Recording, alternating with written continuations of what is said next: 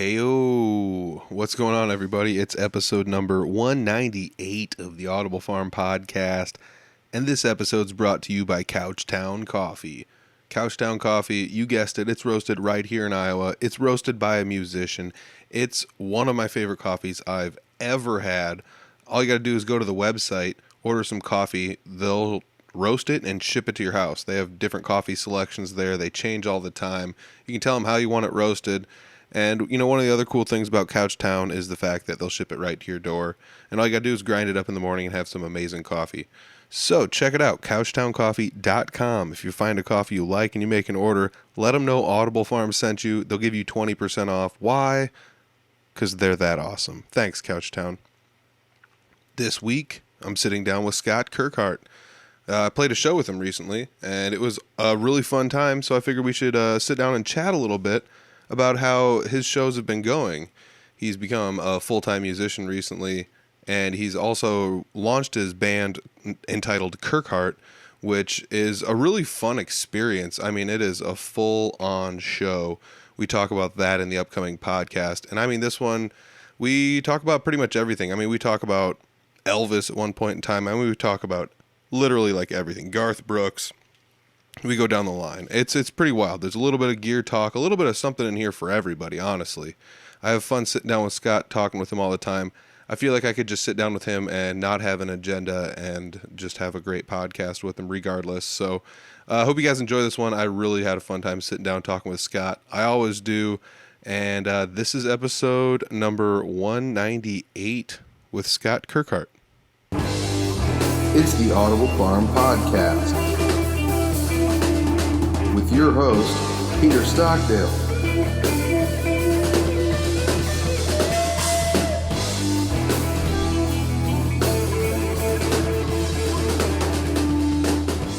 Today, I'm sitting down with Scott Kirkhart. Scott, it's been a while since you've been on the podcast, and actually, we recorded the last episode in the same location. The same location. Cool. So the last time we were in this location, you and I at least, we were talking about how you were going to start a new band. It was going to be called Kirkhart. You had an idea in mind, and since that time, you have played a show. You played a few shows. Yep. And I was at the very first show. As a matter of fact, I was playing with Jesse, and we opened up for you. Yep. And I just want to get your thoughts on what you had in mind going into this, and like after that first show, what you thought. Did you think that you were getting out of it what you had originally in your brain thought you were going to get out of it? Yes. Everything.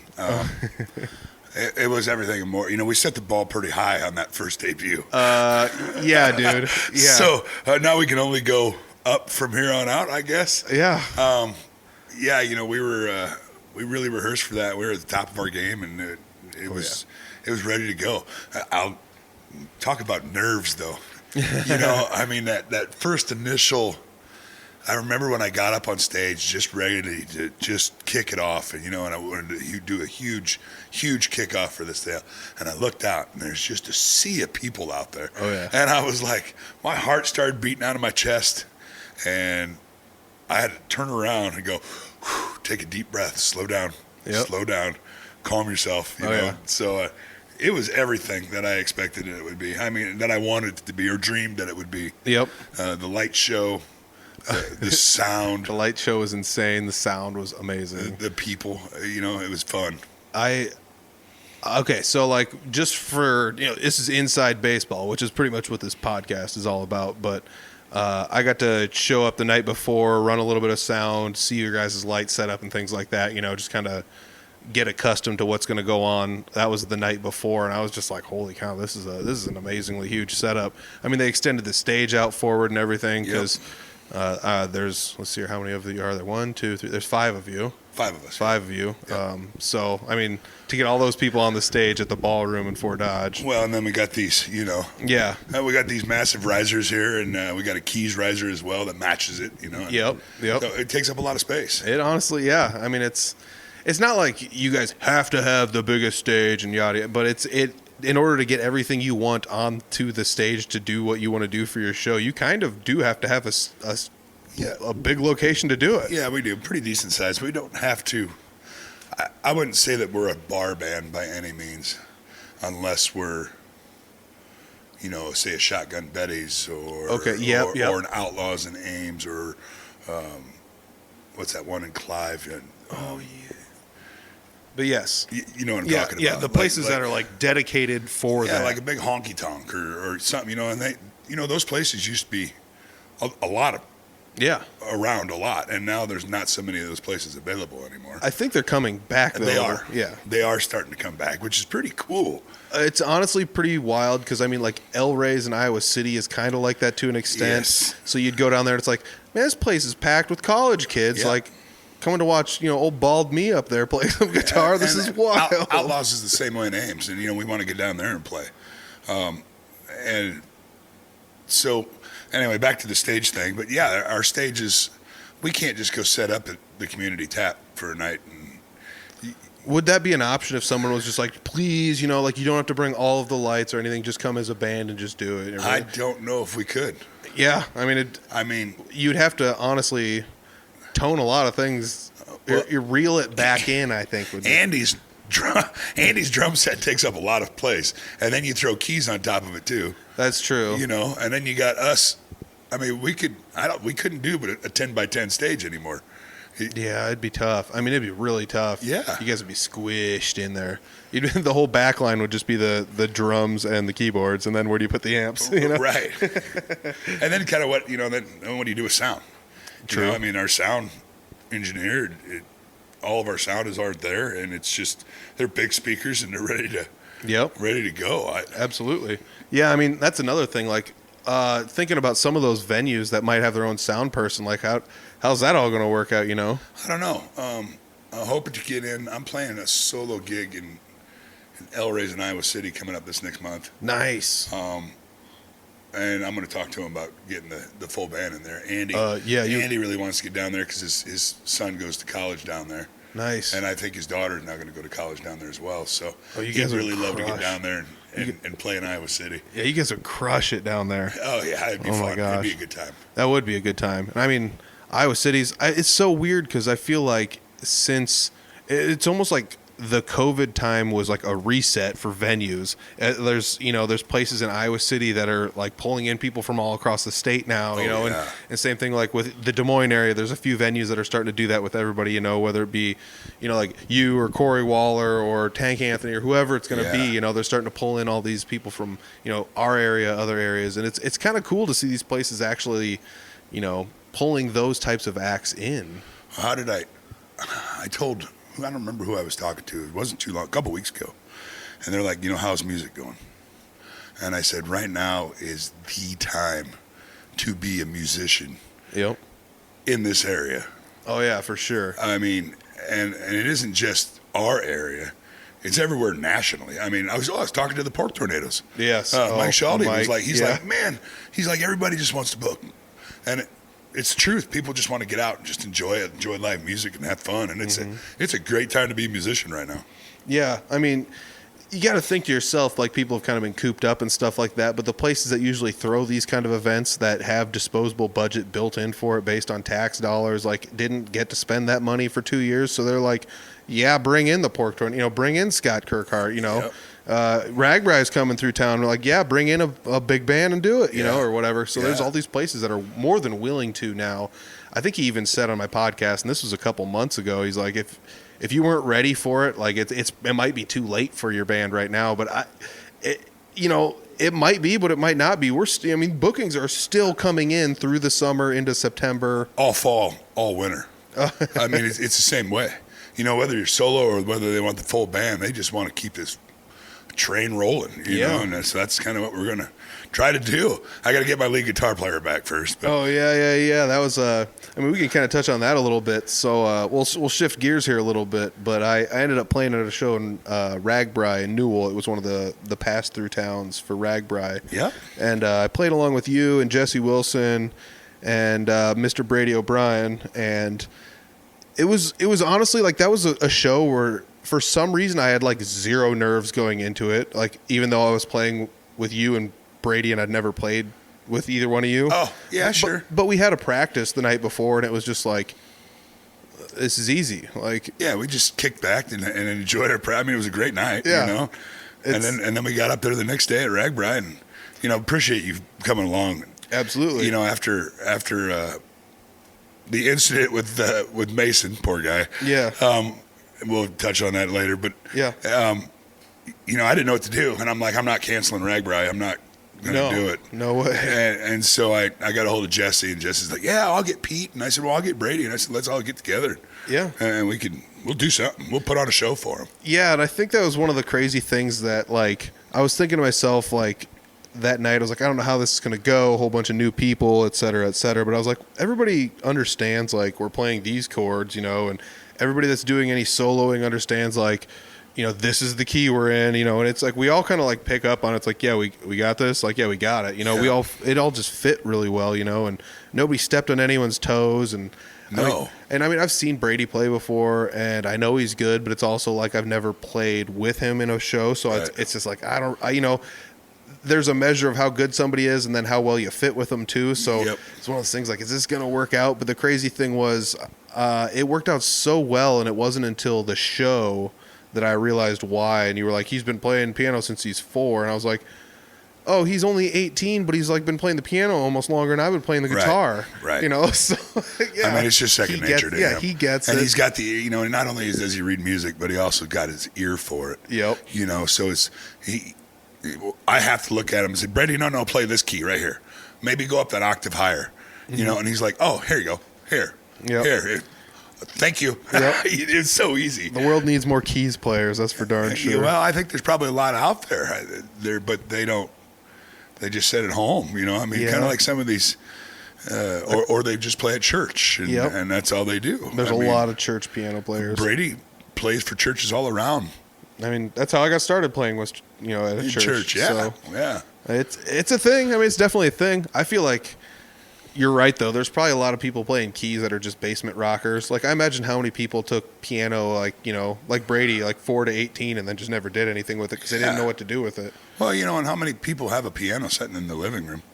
I mean, anymore, not as many, maybe. Well, but I don't know. I mean, I got, like, my nephew has one, and there were 3. he doesn't even play very often. He's got like a baby grand piano. I think there were 3 at my house at one point in time. So But I remember going to my Aunt Patsy's, and she had one of these little tiny organs, that you just sit down and dink around on. Yep. And she didn't play much, but she sat down and played that. Yep.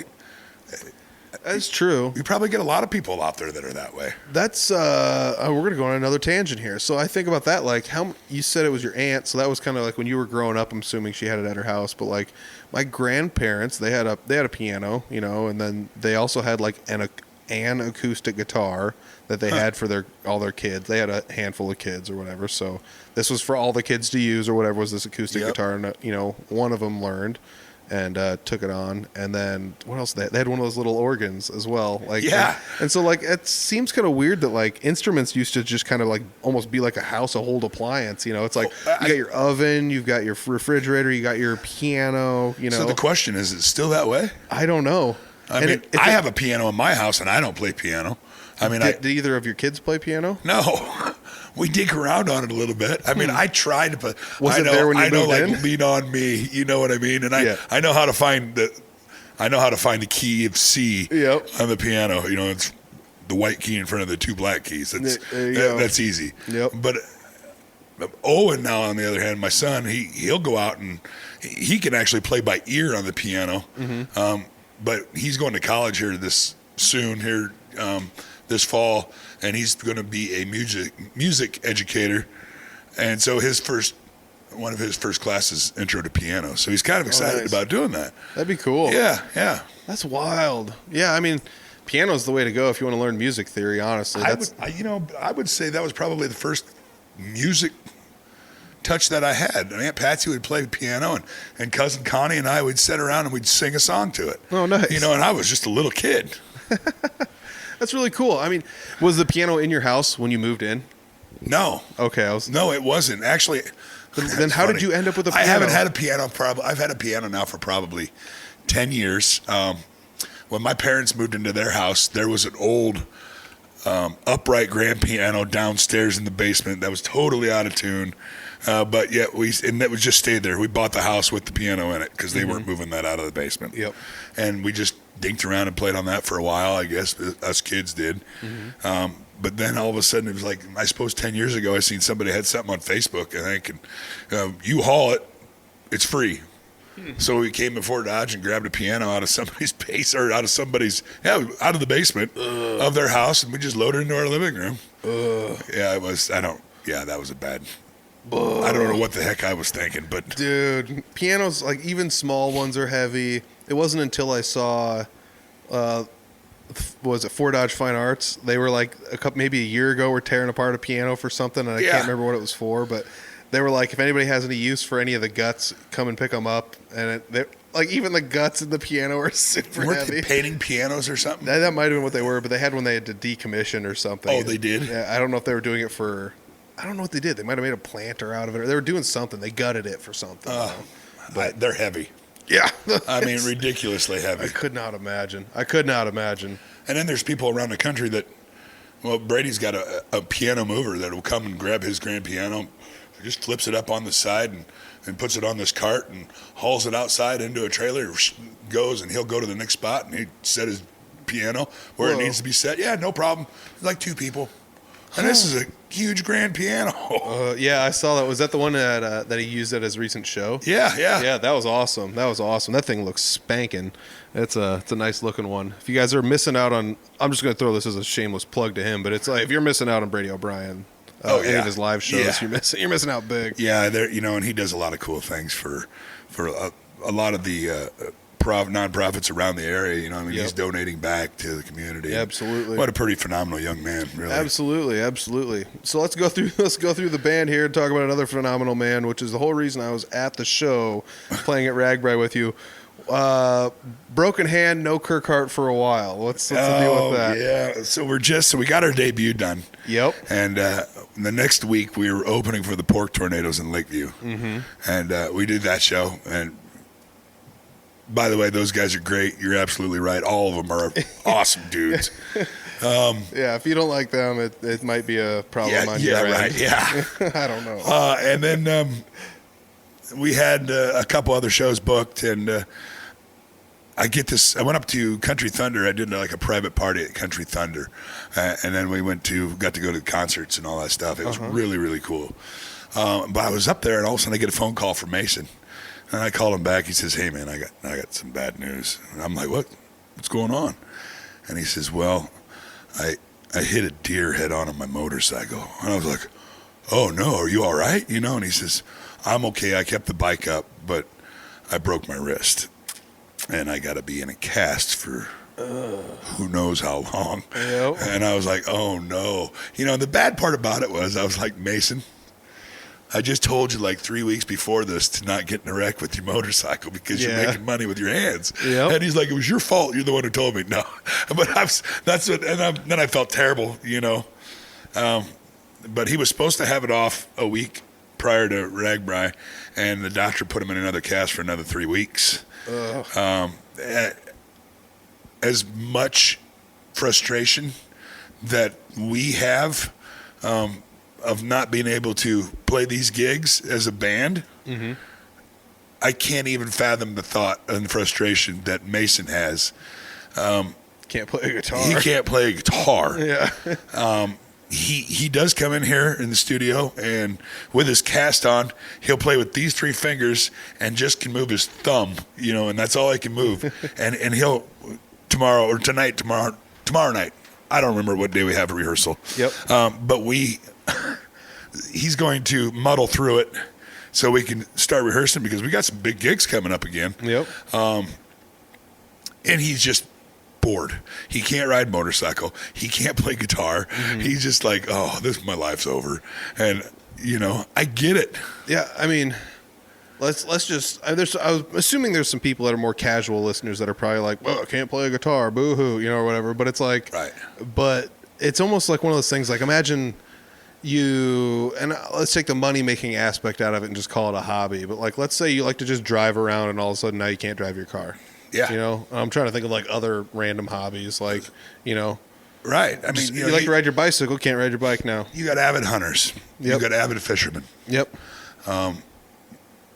Imagine if you can't go fishing or hunting anymore Yeah. for 6 weeks, Yep. 8 weeks, whatever it is. Yeah, it's prime time fishing season. Yeah. You know? Yeah, you're right in the middle of prime time fishing season. Yep. Or golfing. Yep. You know? Oh my gosh. Yeah. That's. I mean, look how many golfers are there. So I guess like the shoe would honestly fit on anyone because if you broke your wrist, you probably wouldn't be able to do a lot of these things, honestly. You know. So like. Absolutely. That would just totally suck. I mean. And then you throw riding a bike on top of it, which is probably something else he likes to do. And, Yeah. and guess what? Can't do that anymore. And us collectively as a band has been behind him 100%. And we're like, man, accidents happen. We understand. You're out of the band. No, I'm just kidding. Well, we thought about, do we find another lead guitar player and try to get them to do what he's doing that has taken him over a year to get to this where we're at. Yep. Where the rehearse, and I don't think there's enough. Even if I would say, Jeremy Ober, I need you to do this. There's so much technical stuff that we're doing, or Ron the King. I'm sure they could probably pull it off. Yes. But you guys are, and it's not like your songs are like they have to exactly be this way, but Right. you guys are waiting for cues for lights and Yes. everything else, so they kind of have to be set out a certain way. Yes. With no real big parts for flexibility unless you've planned them to be there. It changes the whole show. Yeah. So Solo went too long. Now the lights are all weird, and it's like, it's just this big to do. right. Yeah. I mean, it's not a jam. It's like we can just sit together and jam and have a good time. And Yep. It's a rehearsed show. I mean, so we just decided that listen, we're going to postpone a couple shows. We're going to get Mason feeling better and get him back on track again. And I got to tell you, he is so ready to get back on track again. He looked at me the other day. He's like, man, I can't stand this anymore. Oh, my gosh. I said, I get it, man. You're almost there. Yep. Just take care of yourself because you getting back 100% is more important than us playing a couple gigs. We can, postpone. Postpone them. Do them another time. It's okay. You know, There'll be more gigs. And I hate coming to the Ragbri committee and say, hey, this is what happened. Yeah. I've never had to deal with that personally on my side. I've only called in sick on one gig in my whole music career, and I lost my voice completely. Yep. And I was devastated because I had to do that. I mean, that's scary. Yeah, it is, honestly, yeah. So I don't know. I just I feel sorry for Mason, but he'll be back 100%, 110%, and ready to rock out again. Yeah, it's pretty wild, though. Like, I guess that's one of the benefits I have as being, like, a hired musician, more or less, is the fact that I don't have to go to venues or bar owners or promoters or booking agencies or, towns, city boards and be like, hey, this happened. I'm sorry. I can't, I don't have to do any of that. Right. Yeah. So That's a difficult phone call to make. Yeah, it's a tough pill to swallow. A week before Ragbri comes in and says, all right, we're back. So yeah, that is a tough pill to swallow to actually have to go up to these committees and be like, hey, this happened. yeah, it was, and I, the town of Newell was totally understandable about it. I said to them, I said, listen, I got these guys coming and we're still going to put on a hell of a show for you. And we're going to have fun doing it. And they were totally cool with it. And we did. Dude, we bought it. It was a fun show. I had so much fun playing that show. It was. It was a good time. And then after you left, we ended up going down to Screwy Louie's. And Scotty Rockstar and Josh Nielsen were playing. Oh, yeah, that's right. And they are like, oh, Scott Kirkhart, Jesse Wilson, no, your guys are going to get up here and sing a couple songs. Nice. And so we ended up getting up there and singing about 5 songs. I think Bree got up and sang with us. We did the John Prine song. Oh, yeah. And she ended up getting up singing with us, too. So that was kind of fun. Oh, man, now I'm trying to think of the name of the song. Anyways, yeah. Spite of Yourselves. Yep. That's it. Yep. So, I mean, that's really cool. I love going to those big kind of town event shows because there's so many people having such a good time there. Yeah. And it's almost like regardless of whether or not you're on stage playing music, Right. It's just like you're going to a town festival, but you have like a bird's eye view of everything. Yeah, exactly. Well, and, Ragbri's a little different because you have a constant crowd. Yeah, always changing. But it's always different. Because they're just rolling through town. Yeah, especially Where were those people 2 songs ago that were going nuts and dancing? Yeah, well, they went to Pokey. They're almost the Fonda or Pocahontas or wherever. Yeah, they left. They had somewhere to go. And that's kind of the cool part about Ragbri is, each of these little towns, they all have their own live entertainment. And if you're a rider, what a cool deal. You get to see live music and the whole entire week. And then when you stop, they have really big shows at night, Yep. I know Pocahontas had Impact Pro Wrestling was there. Did they really? Oh, man. Impact kills it on those Ragbri shows. Oh, darn. So much fun. I think tonight Pork Tornadoes are in Emmitsburg. Yep. I was going to go up and see them guys. And I thought about it, but honestly, like, traversing Ragbri is not an easy feat. No. Like, okay, here, let me put it this way. Like, based on the route of Ragbri, there was no way to get to the stage unless you crossed the bike path. Correct. Which proved to be difficult. I spent 15 minutes trying to get through Fonda. Did you really? Yeah. Just trying to get across. Oh, wow. And so, like, it was a thing. But see, hey, I didn't run into that when I came early enough, I think. There was a few bikers but we just crossed right away and got in there. And Mark ran sound for us, so he was right behind me the whole time, which was good. Nice. Yeah, it's so nice having somebody run sound. I was something I talked about in a recent solo episode. Like, yeah, it was. Oh my gosh, talk about taking a load off. Yeah. Oh man, I couldn't imagine. I mean, we could do it, whatever. But like, could you imagine having that giant sound system, like festival level sound system, and someone being like, "You're in charge"? I couldn't do it. I mean, even if it was an easier mixer to run, I would just be like, I'd be like, someone would be like, "Hey, here's the keys to the monster truck. Go take it for a lap around town." I'd be like, "I don't know about that, dude." I think there's one downfall with the sound, and that's stage sound. Like when we're in here, our stage sound is incredible. Yep. Right. I mean. But when I get up on stage sometimes, I have a hard time hearing each individually, like, say, leads or even my vocals or Jesse's vocals. And I understand if you take a little longer, we could get that all nailed down. But when you got 10 minutes to even do it, to get up there quick, now I kind of realize why everybody goes in ears, because you have that. You have the control. Yes. Yep. Because especially if you have like something you can connect your Wi-Fi to, like you've got a tablet, I got a phone, whatever it happens to be, I can just dial in and be like, I need more of this, I need more of this, and I need less of this. Boom, right. Out it goes, and easy peasy. In-ears, they do make a lot of sense. It's also like there's a certain level of set it and forget it to your in-ears. Yep. It's like, they're in there, it's done. This is how much I like of everything, just every time. Right, boom. and I have in-ears. I've used them on my solo stuff. They work great solo, especially if you're in a loud brewery or something like that, where people get talking and you really just can't hear yourself much anymore. They're really awesome for that. But I have hesitated to make that jump with the full band. It's another thing. That's just it. That's another thing. So that's another thing where I think it's like, get used to what you got, then take the next step. Get used to what you got, take the next step. I mean, you could always just, before you're ready, take the next step. Yeah. But you're always kind of trying to play catch up on the back end of a lot of things, so. And we are. I didn't want to get on a tech. This is a podcast killer here. Tech talk. No, it's fine. And I get it. But hey, back to Mason. Mason's he's healing. He's a younger kid, and he's going to do great. So. Yep. He'll be back, and we'll be back full force again. Yeah, maybe with in-ears, maybe not. Who knows? Yeah, well, that could be. Oh, hilarious. Yeah, I mean, I will talk about this because it's stage sound. You're 100% right. And I hate to I'm just going to come out and say it. I've said it privately a million times. Most of the time, when the sound person says, you want more or less of this, I just go to a guess, and I'm like, yeah, that sounds good. And then it's like vocals, how much? Yeah, sure, that sounds good. And then I have such a hard time biting the bullet and asking them, like, can I get a little more of this? Right. Unless it's egregious. Like, if I just can't hear anything, it's like, I need more guitar. Like, I'll say that. But, like, I have a hard time being like, can I get the loop station in my monitor? It's not any harder for him to turn it up. No. He just goes, boop, But still, I kind of feel like a dick asking for it.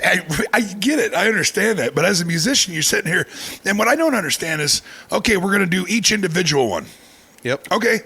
So now you got your monitor. Your guitar sounds good in your monitor, and now my guitar sounds good in my monitor, and Jesse's, and okay, now you're going to do your vocals. Yep. And then I'm going to do my vocals and Jesse's vocals or, somebody else's vocals. And then you play all together and it doesn't sound like that. Mm-hmm. Now I need more of your guitar into my monitor. I need more of my vocals. I need less of Jesse's. I need more of your vocals. Why don't you just, instead of doing it all individually, why can't we just do it all together to begin with and save a step? I'm not a sound guy. I don't know. Yeah, so some of what they're doing is setting like not just the monitor level, but also like a plausible gain stage for the main level. But still, like the other gist of it is I get that though too, where it's just like, tell me what you want in your monitor and what you want your monitor and you want your monitor. And sometimes people are just like, I'm just putting you into your monitor because that's all you want to hear. But I'm one of those people that's like, I like to hear everybody. Well, especially if you're doing harmonies. Yeah. I got to hear that other guy in order to get that perfect harmony. You know what I mean? And I'm not somebody that can hit harmonies at all very well anyways. So, like, the few times we tried to hit a few, I was just like, there was a couple times I'm like, I'm off. I can't hear anything. No, and it sounded great. Yeah. I mean, you were doing high harmonies, and I don't remember what song it was, but I kind of looked over. I was like, yeah. Hurricane. That's what it was. I don't know why. I just, like, that's one song. I heard it live once with somebody doing, like, some, like, spooky high harmonies. And I was just like, that sounds cool, Yeah. Oh, yeah. As opposed to just like your normal major harmonies. Well, those are the ones to me that stick out of the higher harmonies. Mm-hmm. I mean, if you listen to that Eagles song, Seven Bridges Road, mm-hmm. I hear that higher harmony in there more than I do anything. Me too. That's the one that my brain always follows. Why is that? I think it has something to do with it being like the most pronounced note in the thing. So like the bass you will feel, so you know generally where everything's supposed to step to, but that would be like your rhythm. Yeah. And then the rest of it would be like the melody, Right. So like that's kind of how music is like layered in a general sense anyways. That's what I hear most of the time. Me too. And I'm just kind of like, we're missing something here. And then all of a sudden, even when I sang in Salty Views, mm-hmm. I would hear that. And I'm like, no, we're missing something. And I would say Alyssa or Emily. Emily was spot on all the time, I mean, and I was like, yes, that's it. That's what we're missing right there, that high part. It's so weird when you're just like, I think we're missing something. It's kind of like, like a little bit like this, and then somebody just like instantly knows what you're doing and they can perform it. That's kind of mind-blowing. Right.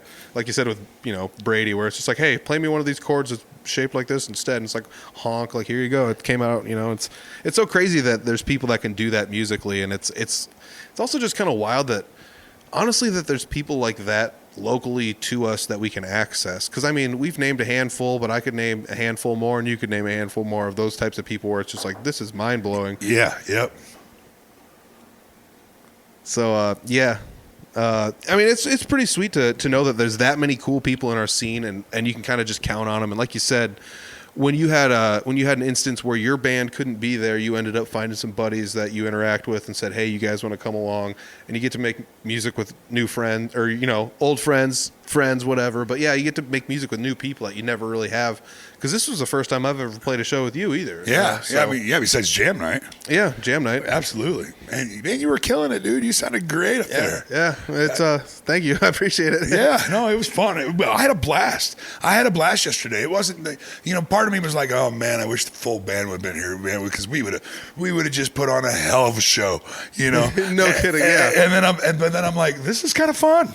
I had a good time. Dude, we were up there and I was like, we are Crosby, Stills, and mother freaking Nash right now. Like three acoustic guitars up here just slaying it. And we were doing like three different, harmonies with the acoustics and vocals. And then you got keys. You threw Brady's keys in there. And I was like, that sounded killer. Kid's a sauce machine. Yeah. I mean, we should have given him more solos. At one point in time, I just looked at you and was like, give Brady a solo. Like, yeah.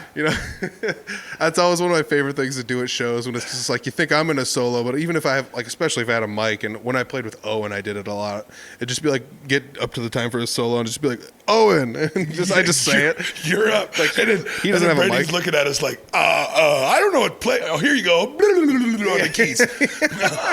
Okay. Thanks, buddy. It's so funny. Yep.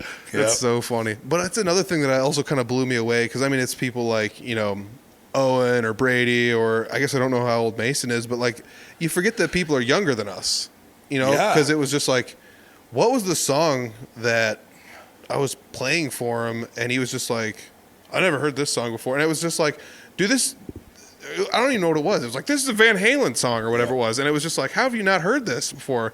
Right. And it's like, oh yeah, you're 18, like, And there was a movie I was talking about. And he's like, I have no clue what. Elvis. There were people who don't know who Elvis is. And I was like, are you kidding me? and then somebody was like, Elvis sucked. And I'm like, whoa, hold on here. That's one of the things where, like, yeah, if you're a teenager, I could hear you saying that. But it was my daughter that said that. Okay. And I'm like, Allie, Elvis is the king of rock and roll. Well, even though he didn't say he was, but. Yeah.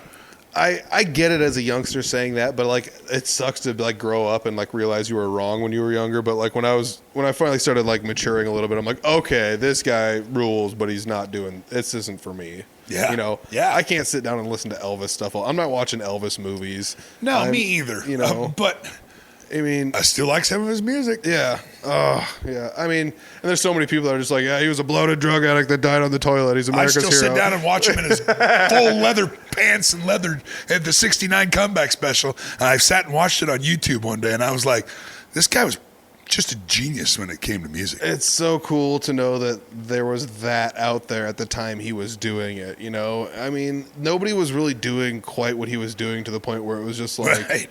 Like, oh, go play a movie, you know, sing a song on this ukulele on this movie, and do some horrible acting. I can't believe we're talking about Elvis. Yeah, but here we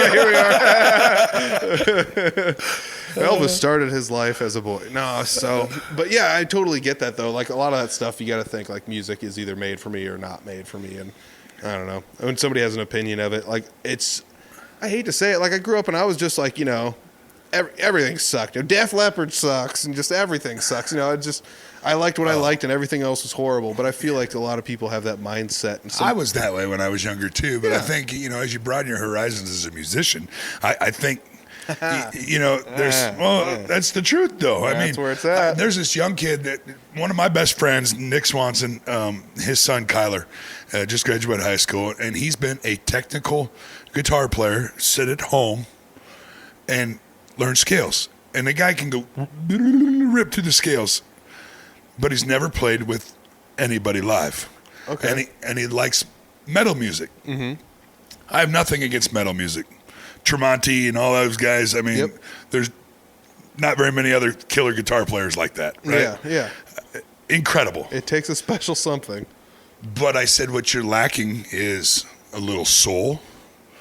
The inability for you, Kyler, to not be able to play with other musicians because you've never had that opportunity yet. So I told him to come to jam night, and he came to jam night last Tuesday, and he's like, this is incredible. Oh, that was a kid that hopped up and played my guitar for a little bit. Yep. All right. Yep. And he's like, this is incredible. And Eric Lee, you know, he just, same age, Eric's a little younger, and he just picked up on him perfectly. And he's like, yeah, come, we can get together and jam. And that's exactly what Kyler needed. Yep. And I love to see kids when they do that, you know what I mean, and get together, and it's so cool. And just to see his eyes lit up, like he texts me afterwards and like, that was incredible. And I'm like, it's just jam night every Tuesday night. Come on over to Barnum. You know, I mean, we just hang out. This is what we do. Yep. So that is crazy to think though. Like kids today have so much technology available to them to allow them to do things where like, I just imagine what would Jimi Hendrix have done if he had a loop station, even, you know, just a looper pedal, something to just like repeat what he had already played over and over again, right? To learn how to solo over or whatever. Or would they still do what they did? I don't know. See, like that's one of those things where I think we're, you know, because you think about like, you were talking about playing with somebody for the first time, playing with somebody else for the first time. We've all had like those little bands we were in where it's just like, all right, we're all going to learn, you know, Last Dance with Mary Jane. It's just everybody remember your parts. We'll have to play them. But if somebody gets off, it's just like, I don't know where we're at. Everybody stop, hold on. Like you don't understand keys. You don't understand anything. It's just kind of, you're just guessing your way through it. Like I had that experience with punk bands growing up where it's just like everybody memorize your parts. And if we all have to play them, you know, and we'll start and we'll all end at the same time. But you had no idea what key to solo something or whatever. So it made me think, what was the first time you ever played a guitar with somebody else outside of being one of those like, oh, we're in a band together and we all learn power chords and it's just, you know. Well, I think I was a little bit different because when I first started, I was a drummer first, right? So I just played drums and I quit drums and I didn't play anything. Mm-hmm. I always wanted to learn how to play guitar because I had a couple cool cats that were used to live in Manson. They were the cool guys because we'd sit in their garage and drink beer and listen to them play guitar. Yep. And then it was after 9/11 when finally my buddy said he was stuck down in Florida because they couldn't fly home yet at some refrigeration convention or something. And he's like, when we get home, let's learn how to play guitar. So I kind of had him we kind of learned together, a little bit. And then I kind of went off on my own tangent, and he went off on his own tangent. And I think, to me, what really broadened my horizons with guitar was I really loved 80s hair band stuff. Yep. Most of it's G, C, and D. Yep. It's not too hard. Yeah. Especially the ballads. Especially the ballads. And that's what, when you're sitting around a bonfire, that's what everybody wants to listen to. That's what they want to sing along at the top to. of their lungs. Yep. So when we did that, and then I got into the Allman Brothers band all of a sudden one day, and I knew who they were. I didn't really listen in depth to who they were, and it was I think it was the song "One Way Out." I seen a video of their lead guitar player at the time do solo to "One Way Out," and I'm like, well, that's kind of a box. That's if you use the box method on the guitar. Well, wow! Then you could do this, and then you can go up the fretboard, and it sounds pretty. And all of a sudden, that opened up a whole new level of guitar playing, where it's like, I'm not in a funk anymore. Yep. Now I'm going to learn something different because of this. Yep. And it was one song is all it was. And then then all of a sudden I go into another funk where I'm like, oh, I don't. Okay, now what do I do? And then I listen to another song, and I concentrate kind of hard on how to learn how to that song. Well, then that opens up a whole nother level of guitar playing. Yeah. So it's, I don't know. I don't know if Jimi Hendrix would ever have a looper station. Clapton, he has access to a looper station, and he doesn't run one. Okay. I'm looking at it this way. Like, you kind of said that, like, one of the first times you ever played guitar, you had a buddy with you to kind of play along with. So you have somebody else to play along with. But if you're all by yourself and never have anyone to play along with, a loop station is kind of like cloning yourself. For a second. Yeah. So that came first. Now, obviously, there's backing tracks, and you can listen to things and play along with them and all sorts of stuff. If I just want to play guitar and just really let everything out, and I want to rip on an electric for a while, I will literally plug in a backing track into my PA and solo over top of it. Oh, yeah. Loving it. Yeah, and just enjoy it. Do that for hours. You get a heck of a workout already with your fingers, and you get that, and it just helps. I mean, it helps. Yep. You're talking about your buddy's kid kind of coming to a jam night and playing with some other people for the first time, and how kind of, I saw him. He seemed pretty excited to actually, like, get there and plug some of his stuff into someone else's songs. And, Absolutely. And him and Eric seemed like they hit it off pretty well, and they were talking. So it makes me think that, like, I feel like the thing that makes music really what it is and kind of really pushes people into this space that, puts them as, self-identifying as a musician or whatever it is. I mean, like you said, you could be technical and sound and everything else and just play in your basement to nobody, but it's playing with somebody else that really honestly does it. Yes. I mean, yeah. Maybe that's... You're right. It's almost like you learn how to talk so well and you're very proficient at talking, but you've never talked with anyone else. Correct. If I were to say what made me a better player, yes, soloing the backing tracks was great. But you can't solo the whole... That's a rough lesson to learn too. You can solo a whole backing track, but you can't solo a whole song. You got to know when to noodle and when not to noodle around. Yep. But the best thing was, for me, was to surround myself with players that were a lot better than I was. The Ober, the Chris Carr, Ron Lee King. Oh my gosh, yeah. All those guys. And I didn't know absolutely nothing compared to what these guys did. And they kind of just, I'd get out and play. Chris Carr especially was like, no, play this, dude, just come on out. Yep. And that helped me more than anything. It's just, and you have to continue to do that. Yeah, it's a little humbling to go out and do that. That actually kind of ties me back to something you said earlier. It's like your appreciation for music grew as you became a musician. and as Yes. you got older. So that you just kind of brought up a good point. Like your Jeremy Ober's, like, well, I mean, he can play everything from Allman Brothers to Black Sabbath, you know. Yeah. But then you go, Euron Lee King. Well, he can play everything from Allman Brothers to Trace Adkins, you know, whatever, just some country stuff. You know, he can go all the way the other way or whatever. Right. Then you got Chris Carr can go everything like in the middle of those two. You know, it's like, oh, so these people all have their own styles that fit a certain thing that are a certain way. Yep. You start to realize that, like, yes, they're all probably better guitarists or whatever, but it's still one of those things where I might be able to do some things they can't do because my style lends itself more to XYZ than theirs Right. does. Not saying they can't, but it's still one of those things where, I'm never going to be a Jeremy Ober. yeah, I've just your beard's not going to come in full enough and thick enough. absolutely not. And nor do I look good in a hat like he does, right? Yeah, I don't have And I'll a- never be a Ron King. There's not too many people that are going to be. I mean, period. Between any of them. Yeah, well, yeah, exactly. And I'm not going to be a Chris Carr. I'm going to be a Scott Kirkhart. Yep. And I've come to the realization that's okay. Not only is that okay, a lot of people out there that watch you play all the time think that's more than okay. Yeah. You know? And I'm never going to be a shredder on a guitar.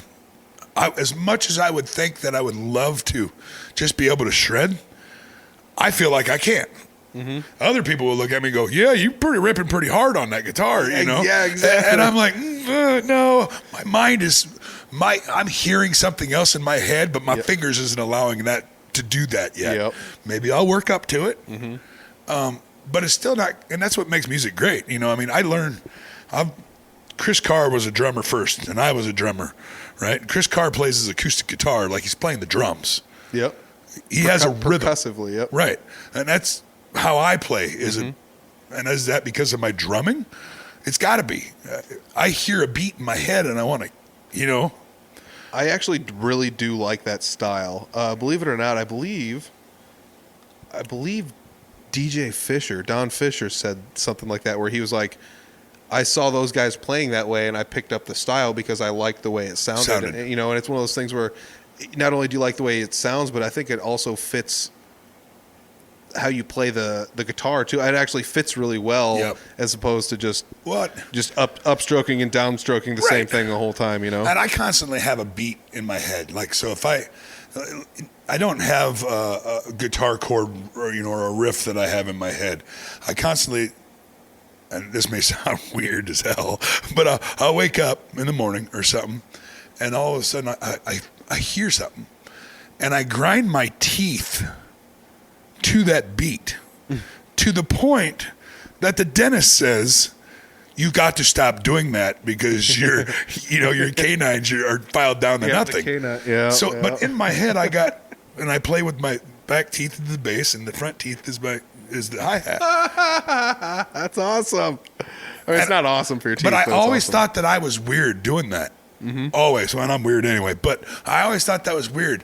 But then I listened to Dave Grohl's book, and he actually mentioned something about it. And I was like, no way. That's exactly what I've done for years. I feel like a lot of kids started up doing that, though. Like, we all forget the things we did as kids, but I feel like every kid was doing the mouth noises with your teeth. Yeah. You know, so like I feel like we were all doing that stuff, but that's something that we just kind of forgot, you know, as we grew up or whatever, and different things entered our mind and our subconscious. So like your subconscious is obviously packed full of music, and it's coming out in the form of like you're playing drums with your teeth and probably not even realizing you're doing it sometimes. We played Ragbray last night or yesterday, and I came and ate dinner with Jesse today. Mm-hmm. Did some errands, and then I went back home and I took a nap, and I woke up.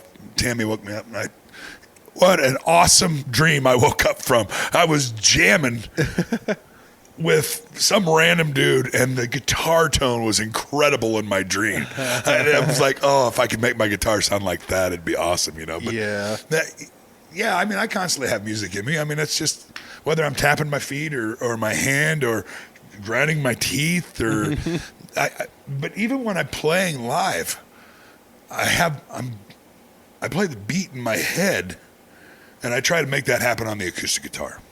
Yeah. I have yet conquered that on the electric. Yeah. There's a lot of people that can. That'd be like a Stevie Ray Vaughan type thing. Yeah, he was really big into percussively playing electric. And it would just take me playing a lot of electric guitar, which I don't do. I play a lot of acoustic guitar.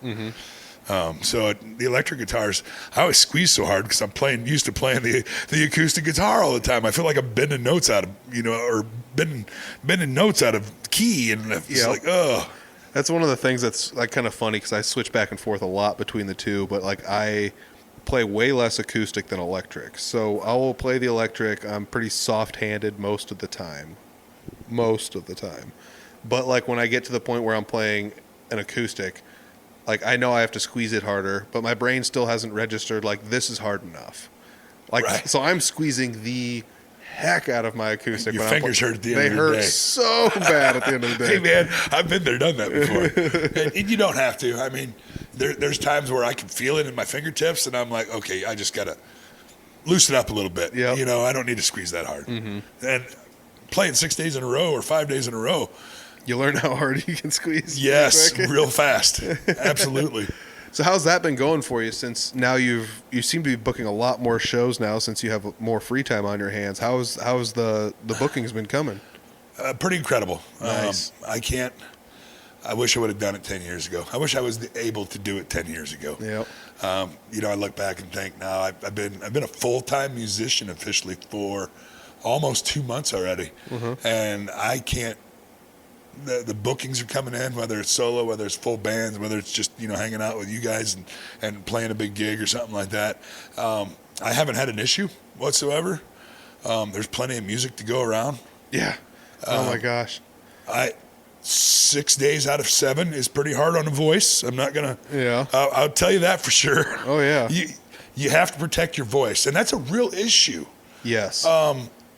And I never really realized that it was a real issue until you start really doing it. Yep. And then it's like, whew, my voice is pretty well shot. Am I going to be able to? And the one thing that really, really helps a voice is rest. Yes. Sleep. Yes. I mean, it's the one time you're truly not using it, Right. I mean, it's weird to think that. Definitely. And I've, so you start, you're always Googling something and you start searching, how to help your voice or what to do with your voice. And, whether it's tea and honey or in the evening or something like that even milk is good for a voice sometimes, which is. Except you probably shouldn't have like a milkshake on stage with not you. Before you're playing, no. Gurgling up there. By any means. But I was going to say something, but I'm not going to. I love it. But no, I was. Don't worry, we chased everyone off with the tech talk earlier. Yeah, okay, good, we're good. But no, so it's just it's a real issue. It's strings. It's like I hate to say this one too, but I break my G string a lot, and I don't know why it's my G string. And I brought my guitar to Greg Merritt.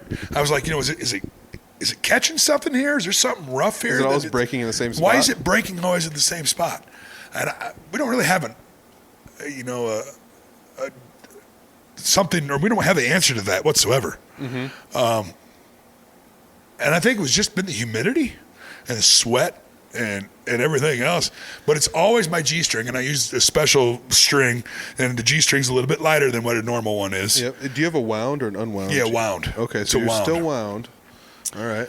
So I don't know. So it's different. But whatever. You have to quit being special. Use the same strings we all use. Yep. Come on, man. Yep. All of us. Elixir, so that's what I've been using. I'm thinking about making the switch because you mentioned strings, and I never wanted to be this guy. One of the first things I did when I started playing a lot of shows was I started asking people, how often do you change your strings? So let me ask. I'll just ask you, how often do you change your strings? You played a gig last night. Probably once every 3 shows. That sounds like a fair unless my G string breaks. And and then when it does, I'll replace that string that night, right away, continue the rest of the show. And then at the end of the night or the next morning, I'll wipe my guitar down. Put the other ones on. And I'll put the other ones on. That's the way to do it. Yep.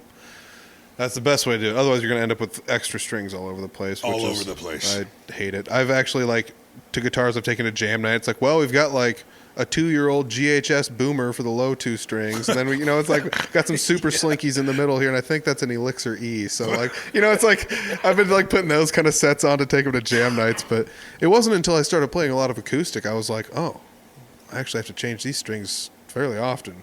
Electrics, especially if you have like a lot of distortion and certain things, you can kind of get away with not changing them as often. Well, and don't get me wrong, that's not set in stone. I mean, there's once in a while I get lazy. Like I just literally came off 6 shows in 7 days. And so I was kind of like, maybe I'll stretch it out to 4.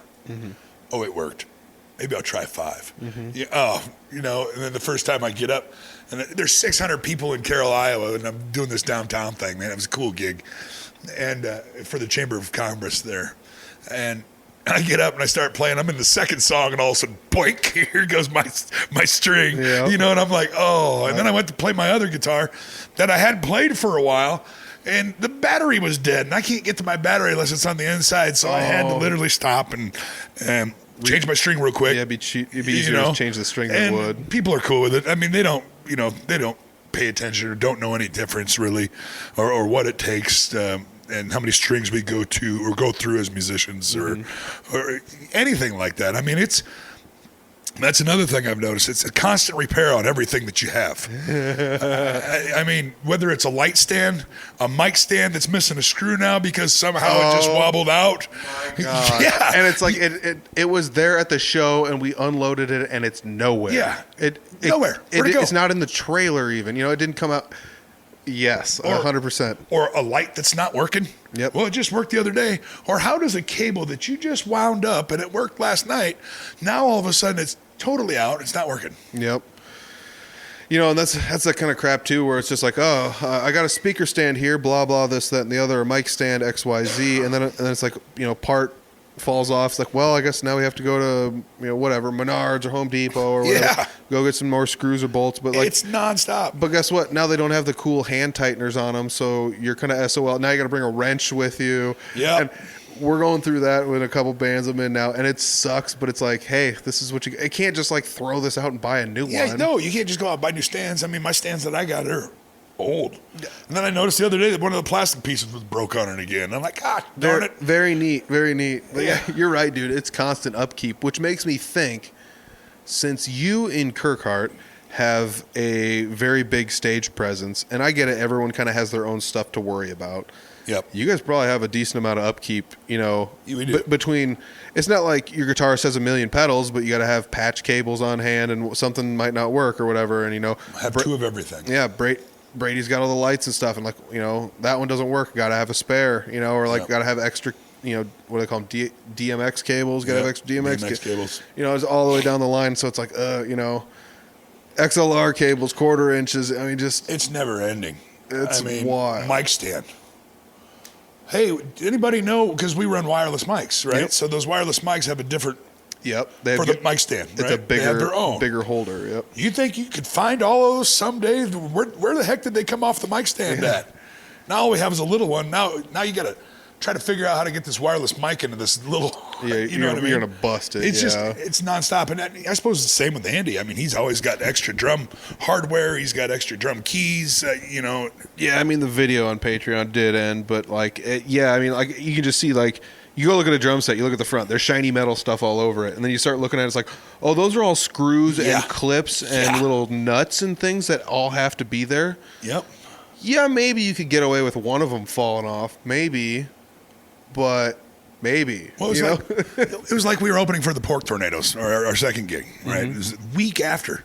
And all of a sudden, his computer wasn't going through the mains. Mm-hmm. And Andy's sitting there, we're ready to go on stage. And he's like, I don't know what's going on.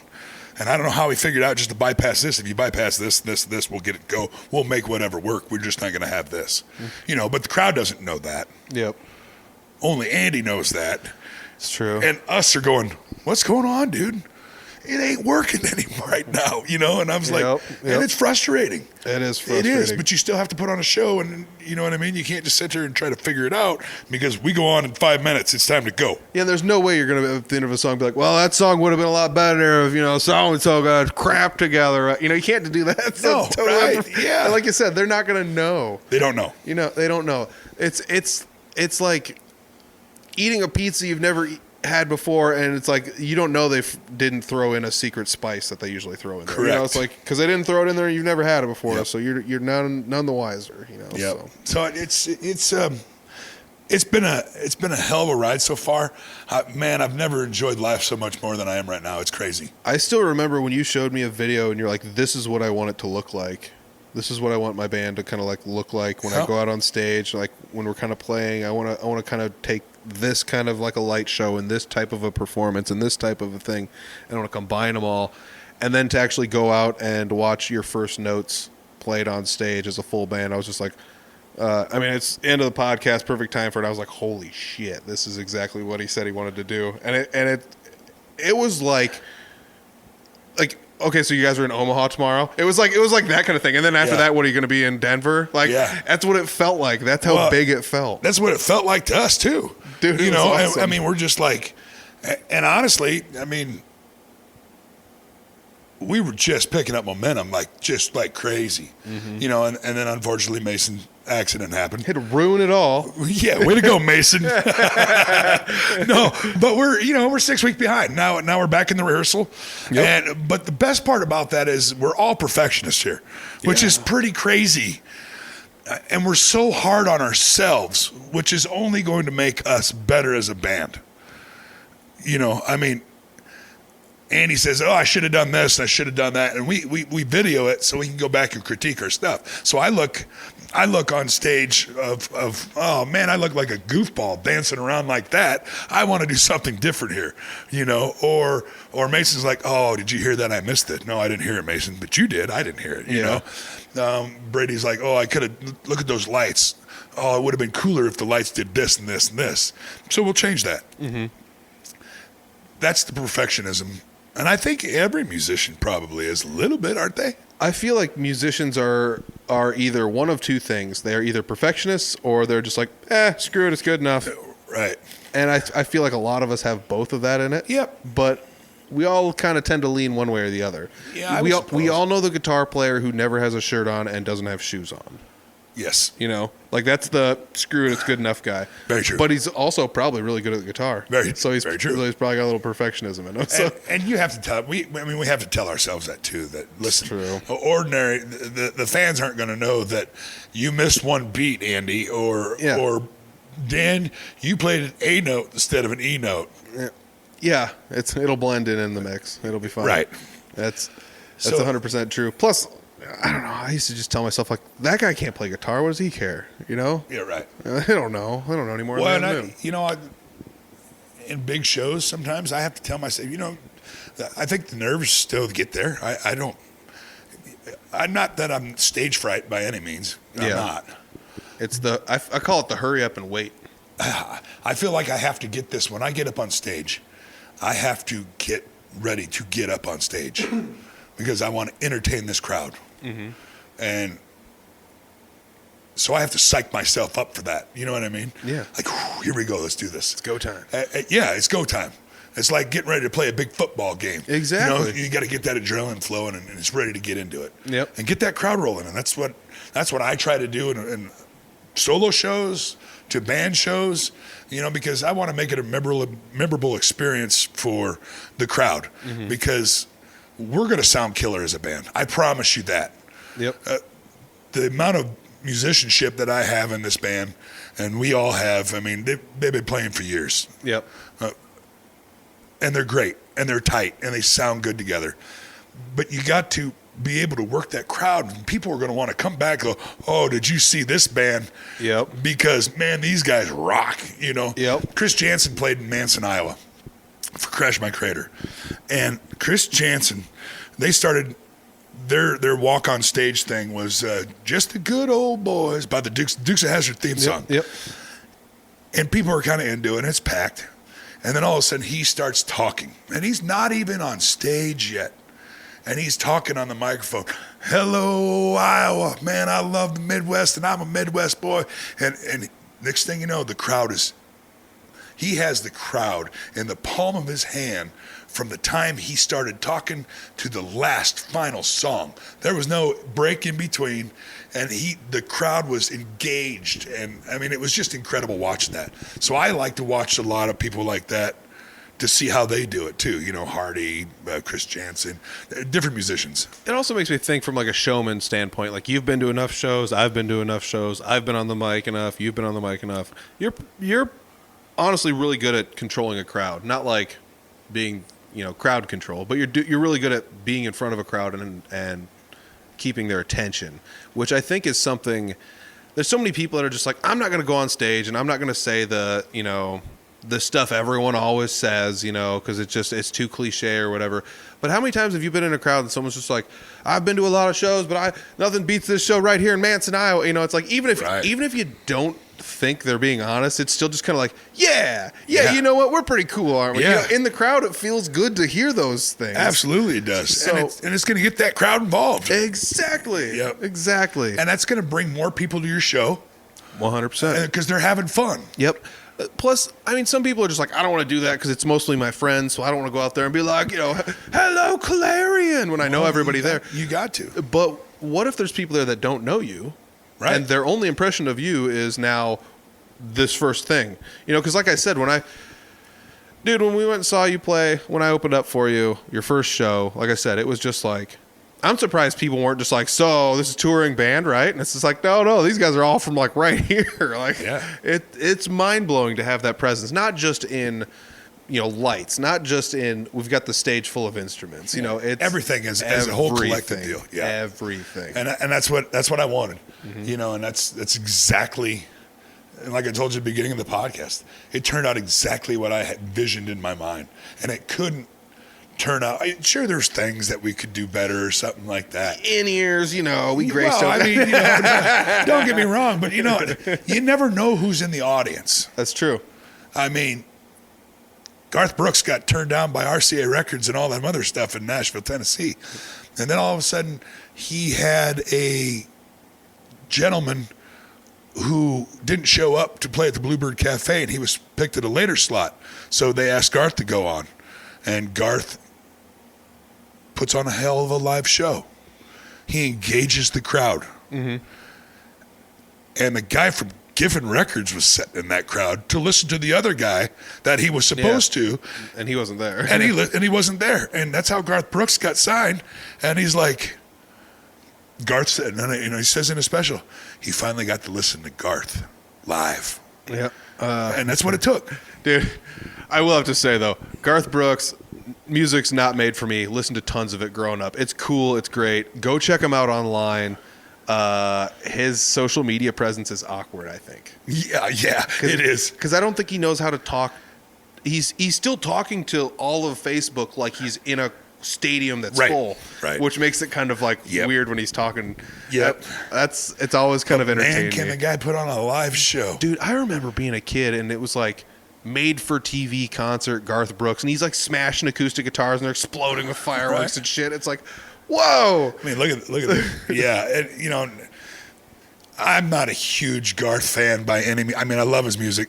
I think everyone is a fan though, because you go play a Garth song, everyone goes nuts. Right. Everybody knows it. Everybody knows. You're gonna know it, no matter whether you're a rocker or not. You're still gonna know that Garth Brooks song. Yeah, I got friends in love. Yeah, right. Yeah, it's like I've heard it. Okay, yeah, we get it. Yeah, but we know him. We know him. His stage presence was smashing guitars on.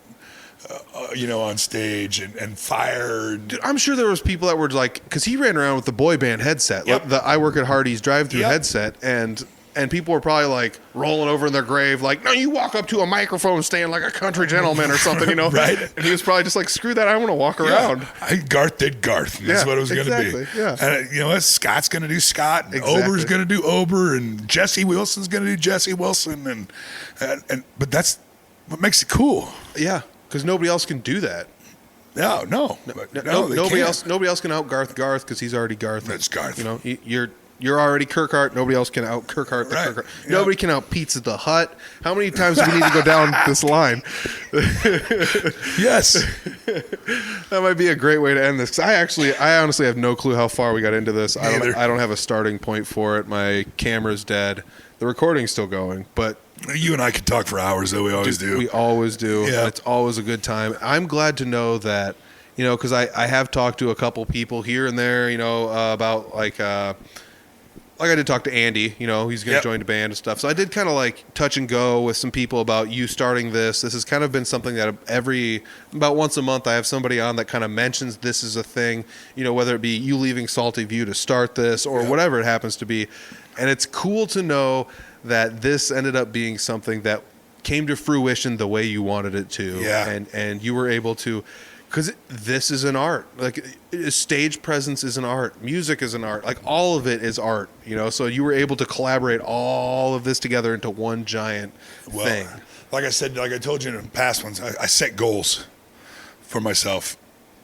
This was a big goal. It's always a big goal.